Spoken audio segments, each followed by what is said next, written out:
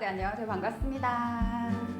떨리긴 하지만 저 소개부터 먼저 하겠습니다. 저는 어떨 때는 글래머 누나, 어떨 때는 애교쟁이 누나, 어떨 때는 삥삐링 게임도 같이 하는 누나, 노래하는 쇼호스트 노노아입니다. 반갑습니다. 앞으로 정말 많은 주제를 가지고 여러분과 함께 토론도 하고 의논도 하고 이야기도 할 거니까 많이 많이 기대해주세요. 제가 이제부터는 사나이 먹일래 라는 주제로 여러분들과 이야기를 할 거예요. 요즘 트레비를 보면 환승연애, 그리고 돌싱글즈, 그리고 또 나는 솔로 이런 프로그램들 진짜 핫하잖아요. 연애에서 결혼하는 경우도 많지만 TV 프로그램에서 만나서 결혼을 한다던가 MZ세대들 같은 경우에는 맞선으로 오히려 결혼하는 경우가 훨씬 더 많아졌대요. 어떤 결혼이 더 행복한지, 그리고 맞선 결혼을 한다면 문제는 없는지 이 부분에 대해서 오늘 이야기해 볼 겁니다.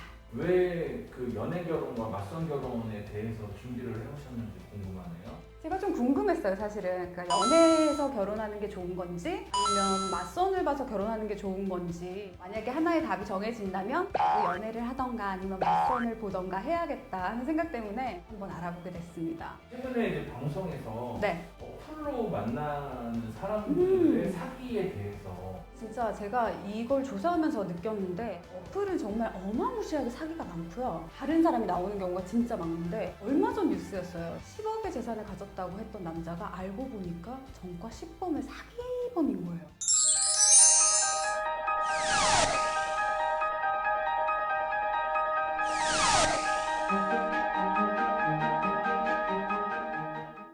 결혼 정보 업체에서 소개해준 사람이라고 하더라고요. 그리고 혹시 아시나요? 진짜 얼마 안 된 건데 맞선을 보다가 더치페이를 안 했다고 여자분을 때린 경우가 있었어요.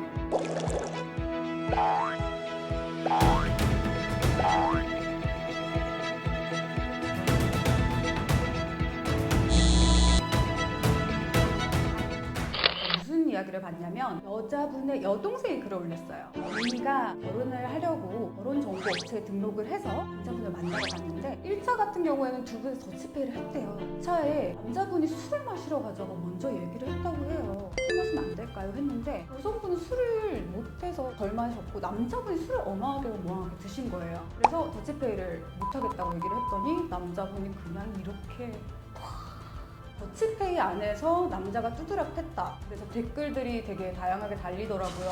더치페이 안 했으니까 맞을만하다.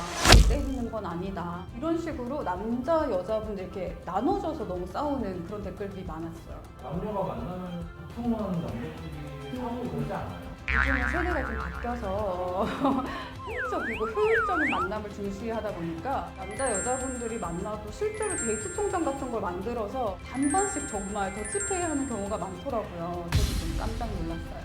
그거는 이제 연인이 돼서 볼 때도 간다고 합니다. 남자분들 입장에서는 만약에 한 번 봤는데 안 됐어. 여러 번 손을 보는데 계속 내가 커피값을 내야 돼. 그러면 이게 억울하다는 거예요. 그래서 내가 커피 한 잔 사면 그쪽이 뭐 밥을 산다든지, 아니면 그쪽이 커피를 사면 내가 밥을 산다든지, 그런 식으로 내가 조금은 더 낼 수는 있지만 네가 아예 안 내는 거는 용납이 안 된다고 하시는 분들이 은근히 많았어요. 그런 정보 업체를 통해서 만난 남자랑 데이트를 했는데 모든 걸 다 더치페이 하자. 상대방에 따라서 좀 다를 것 같아요. 사람에 따라 그죠.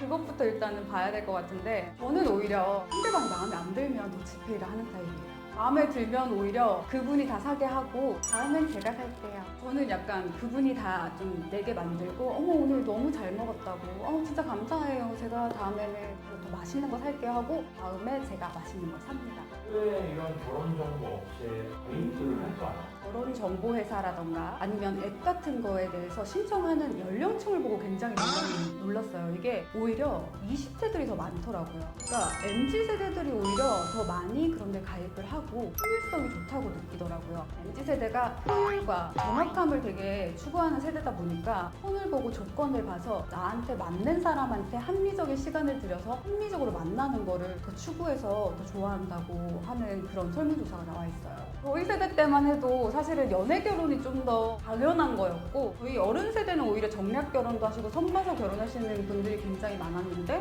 어린 세대들을 따르고 효율적이고 합리적인 거를 원하시더라고요. 그러다 보니까 일단은 조건이 맞아져야 제가 원하는 사람을 만날 수 있다는 그렇게 판단하고 앱이라던가 아니면 결혼정보 업체를 통해서 연인을 만나요. 코로나 전후로 굉장히 많이 바뀐 것 같아요.